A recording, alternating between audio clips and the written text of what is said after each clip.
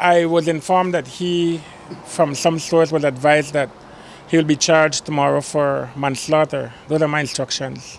So what now is your next step in the process? Well, I have to go to his arraignment, and there will have to be an application for bail, and I will try to convince the court to grant him bail so that he can.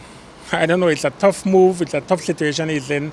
One day you are a community police officer, and one day again you're asked to do a favor, and you end up in this situation. So what do you think are the chances of him getting bail tomorrow? I would imagine that there's nothing that stops him from getting bail. It is a bailable offense at the magistrate's court. It's not one of those from which the magistrate is exempted or his or her powers are taken away from giving bail, right? So I believe that it's not something that the court will refuse. What has your client briefed you, if anything at all, as to what may have transpired and how you fit into him defending his case? I will say this much, that my client was working the grounds, but he was not working in the position that would have placed him to the detention of the young man or the moving of the young man.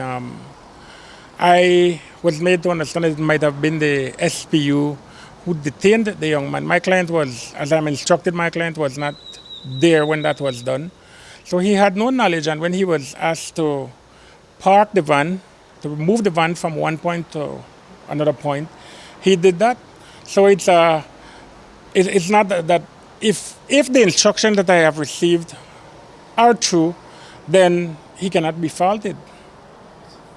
And I'm saying that if he's going to be charged, then I would want to see how they will establish a case against him. The society will cry if they're charged for manslaughter. The society will cry, that is not the correct charge. They would want murder.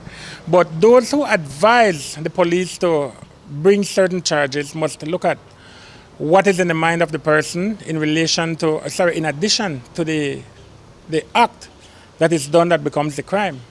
So you ask me, in my mind, from my instructions, I don't even believe that my client should be charged, but I am not the police. The police has to do its work, so I will just have to respect what they do.